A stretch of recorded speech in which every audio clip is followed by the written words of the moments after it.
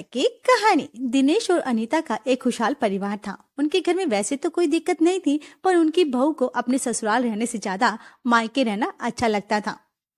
क्या बात है, आज इतनी चुप क्यों हो? हाँ, सुबह तो ठीक लग रही थी। हुआ है क्या कुछ? कुछ नहीं। कुछ नहीं मतलब बहुत कुछ। बताओ तो सही, मेरी प्यारी पत्नी के दिल में क्या चल रहा है? हाँ बताओ। बस माँ की बहुत याद आ रही थी। अच्छा, पर अभी तो कुछ दिन पहले ही होकर आई थी ना माँ के पास। हाँ, लेकिन माँ से दूर रहना बहुत मुश्किल लगता है। उनके बिना मन ही नहीं लगता मेरा। अरे अब तुम शादी करके आई हो, ये तुम्हारा घर है। माँ पापा भी तो है ना यहाँ पर। हाँ, मायके की बात ही अलग होती है। वहाँ माँ पापा के साथ जो अपनापन महसूस होता है ना, वो कहीं और नहीं मिलता मुझे। देखो रानी, मैं समझ सकता हूँ कि तुम्हें उनकी याद आती होगी, पर हर हफ्ते मायके जाना तो सही नहीं होता ना। हाँ, यहाँ भी तो तुम्हारी जिम्मेदारियां है ना। और वहाँ मेरी कोई जिम्मेदारी नहीं है क्या? माँ पापा बूढ़े हो रहे हैं, उन्हें तो मेरी जरूरत है ना। मुझे बुरा नहीं लग रहा है कि तुम वहां जाना चाहती हो, लेकिन अगर हर बार मायके का ख्याल रखोगी तो यहाँ के रिश्ते कैसे निभा पाओगी तुम? हाँ, मैं यहाँ सबका पूरा ख्याल रखती हूँ, फिर भी जब भी मैं मायके की बात करती हूँ तो तुम्हें ऐसा क्यों लगता है मैं अपनी जिम्मेदारी से भाग रही हूँ? मुझे ऐसा नहीं लगता है, लेकिन तुम्हारा बार बार मायके जाने का मन करता है तो माँ को भी बुरा लगता है। माँ को बुरा लगता है? वो कहती है कि जब से शादी हुई है तुम्हें ससुराल से ज्यादा मायके में ही रहना अच्छा लगता है। हाँ, तो उन्हें समझना चाहिए ना कि मैं भी सिर्फ उनकी बहू ही नहीं हूँ, किसी की बेटी भी हूँ। लेकिन रानी, शादी के बाद जिम्मेदारियां बढ़ जाती हैं, तुम्हें पता है। जब भी मैं मायके जाती हूँ ना, मेरी माँ कितनी खुश हो जाती है। रानी देखो, बात को समझो। तुम वो मेरे बिना बहुत अकेली रह जाती है, महसूस करती है। और पापा, उन्हें मेरी कितनी जरूरत है, पता भी है। अरे रानी, वहां तुम्हारी भाभी है ना, लेकिन यहाँ भी तो माँ पापा तुम्हारे साथ रहते हैं ना। लेकिन माँ के बिना मैं अधूरी महसूस करती हूँ। अगर मैं कहूँ कि मैं भी तुम्हारे बिना अधूरा महसूस करता हूँ तो? हाँ विकास, देखो, मैं मजाक नहीं कर रहा हूँ। जब तुम मायके जाती हो तो ये घर भी सुन। अरे तो क्या मैं कभी मायके ना जाऊं? ऐसा नहीं कह रहा हूँ मैं, लेकिन हर 2-3 हफ्ते में जाना सही नहीं लगता। मैं सिर्फ कुछ दिनों के लिए जाना चाहती हूँ। कितने दिनों के लिए? 1 हफ्ते के लिए। 1 हफ्ता रानी, अब ये कुछ ज्यादा ही नहीं हो जाएगा? हाँ, तुम्हें मेरी खुशी से ज्यादा इस बात की चिंता है कि मायके में कितने दिन रहूंगी, है ना? तुम्हारी खुशी मेरे लिए सबसे जरूरी है। तो जाओ ना, मैं हूँ, ठीक हूँ, जाओ। लेकिन पक्का? हाँ हाँ हाँ, जाओ। 1 हफ्ता ही ना? हाँ हाँ ठीक है, जाओ तुम जाओ। रानी भावुक होकर विकास को गले लगा लेती है। अपने घर पहुंचते ही उसकी माँ और पिता उसे देखकर हैरान रह जाते हैं, लेकिन कुछ कहते नहीं। अरे रानी, तुम अचानक? है? हाँ माँ, आपकी बहुत याद आ रही थी तो आ गई, अकेले आई।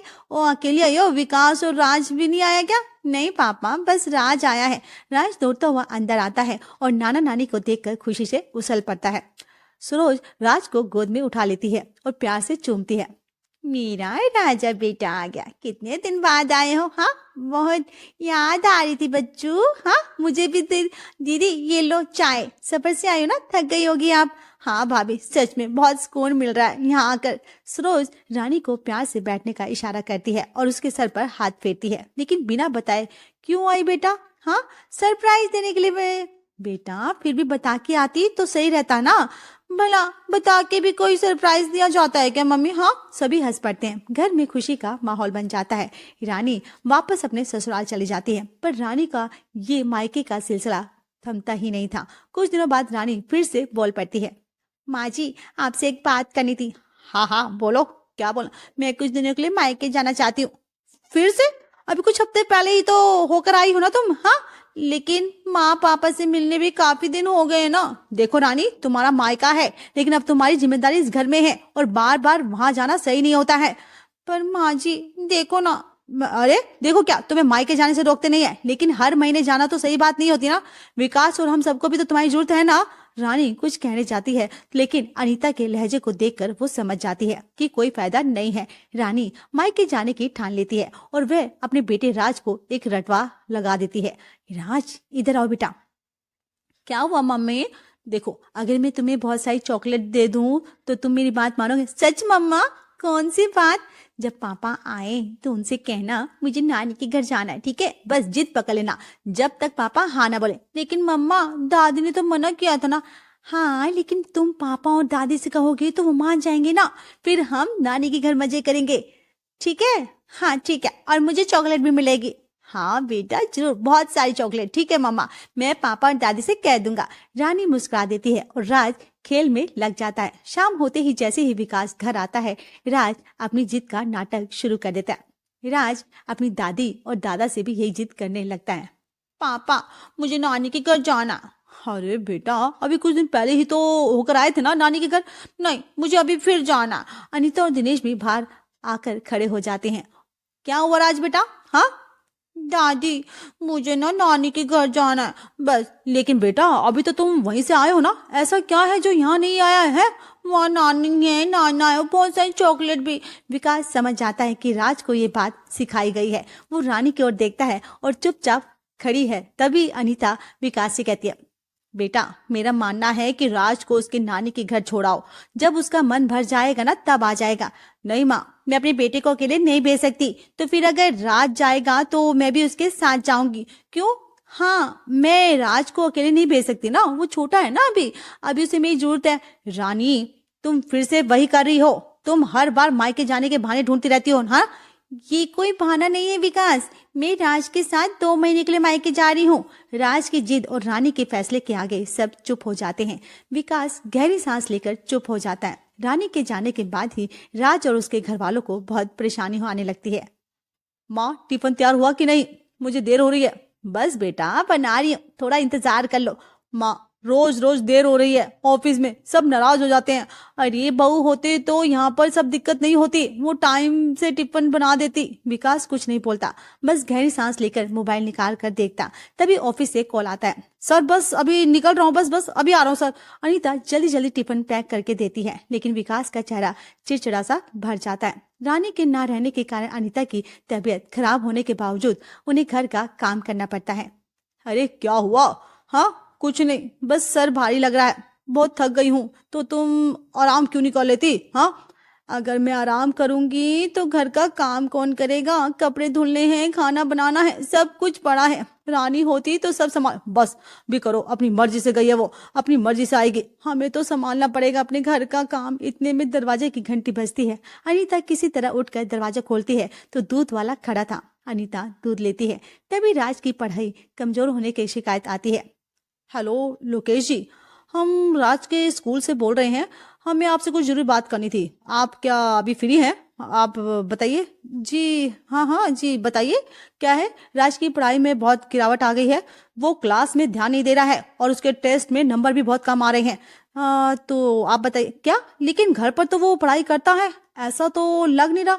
अच्छा उसकी माँ उस पर ध्यान नहीं देती क्या? हाँ रही माँ, वो तो इन दिनों मायके गई हुई है। देखिए पेरेंट्स की गाइडेंस बहुत जरूरी होती है। राज अभी छोटा है, उसे लगातार ध्यान देने की जरूरत होती है। ठीक है आप उसको ध्यान दीजिए, मैं इतना ही कह सकता हूँ आपसे। जी मैं कोशिश करूंगा। ठीक है।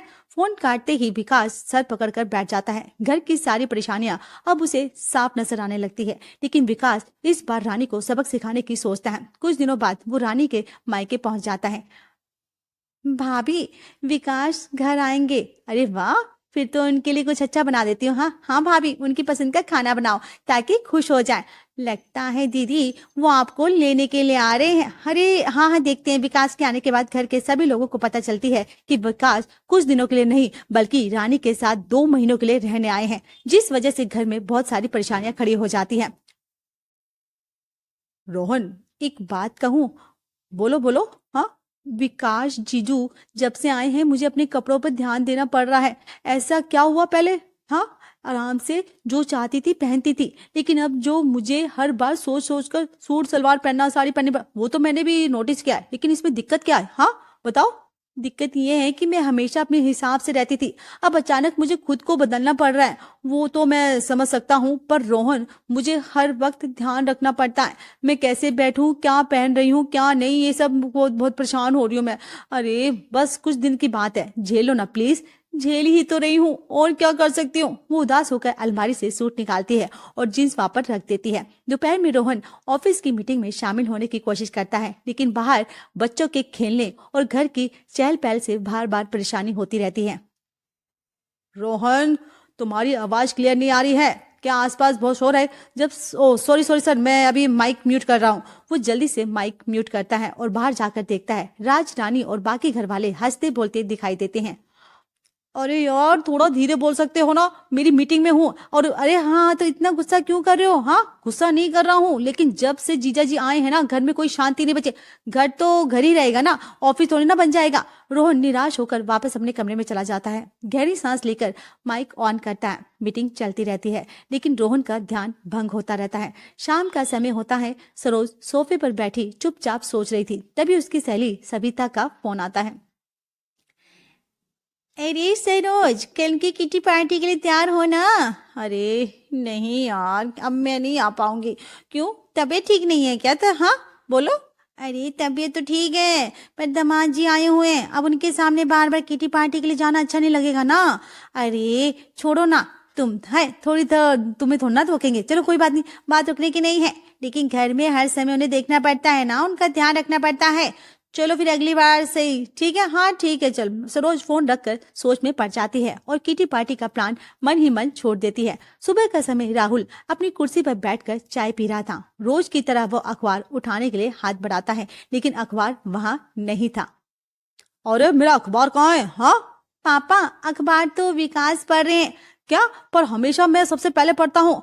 अब दामाद है तो उनको थोड़ा सम्मान तो देना चाहिए ना पापा। हाँ, सम्मान अपनी जगह, लेकिन ये अखबार की आदत सालों पुरानी है। थोड़ी देर बाद विकास अखबार पढ़कर राहुल को देता है। लीजिए पापा, अब आप पढ़ सकते हैं। हाँ पढ़ ली। अब क्या फायदा, जो ताजी खबर होती है वह सबसे पहले पढ़ने का मजा आता है। राहुल अखबार खोलता है, लेकिन उसका मूड पहले जैसा नहीं रहता। विकास के आने से घर में रोजमर्रा की जिंदगी बदल जाती है, लेकिन सब मिलके इसके लिए प्लान बनाते हैं। रानी, आज नाश्ते में क्या बना रही हो? हाँ माँ, परांठे बना रही हूँ। अच्छा तो फिर दोपहर का खाना भी ना तू ही बना लेना, मैं जरा न मंदिर जा रही हूँ। पर माँ, रोज तो भाभी बनाती है ना। हाँ हाँ, अरे नहीं नहीं रानी, तेरे हाथ का खाना ना सबको बहुत पसंद आ जाता है, आज से तू ही बनाएगी। रानी ना चाहते हुए भी दोपहर का खाना बनाती है। शाम होती है। रोहन जैसे ही घर आता है तुरंत अपनी माँ से कहता है, माँ आज ना परांठे और दोपहर का खाना किसने बनाया था? हाँ, मेरे ऑफिस वालों ने बहुत तारीफ की है और मुझे भी बहुत अच्छा लगा। अरे तेरी बहन रानी ने, और किसने? अच्छा फिर तो रात का खाना भी आज रानी बनाएगी। रानी के हाथ का खाना मजेदार होता है। हाँ, वैसे भी बहू का खाना खा खा के परेशान हो गए हैं, कुछ स्वाद ही नहीं लगता है ना। अच्छा तो ठीक है, आज पूरा खाना मैं ही बनाऊंगी। रानी खुशी खुशी काम में जुट जाती है, जबकि सारे घर वाले मुस्कुराते हैं। अगले दिन सुबह रेशमा कपड़े धो रही थी, तभी सरोज तेज आवाज में उसे डांटने लगती है। ये सुनकर रानी और विकास भी वहां। अरे बहू, ये क्या हाल बना दिया है कपड़ों का? हाँ, धुलाई ढंग से नहीं होती क्या? क्या हुआ अम्मा? हाँ, भाभी से क्या गलती होगी? अरे रेशमा को कपड़े धोना ही नहीं आता है। मेरी बेटी कितने साफ सुथरे कपड़े धोती है, एकदम चमकती है कपड़े एकदम। हाँ माँ, वो तो है, मुझे कपड़े धोना अच्छे से आता है। और तो फिर तू ही अपनी भाभी को कुछ सिखा, आज से तू ही घर के कपड़े धोएगा, ठीक है? और उसके अच्छे से सिखा भी दियो। ठीक है माँ, धो दूंगी सारे कपड़े। विकास चुपचाप ये सब देख रहा था, जबकि बाकी घर वाले नजरें मिलाकर मुस्कुराते हैं। दिन भर घर के हर सदस्य रानी से थोड़ा थोड़ा काम करवाने लगते हैं। दोपहर का समय रानी किचन में खाना बना रही थी, तभी राहुल आकर कहता है, रानी जरा मेरे जूते पॉलिश कर देना, बाहर जाना है। जी पापा, अभी कर देती हूँ।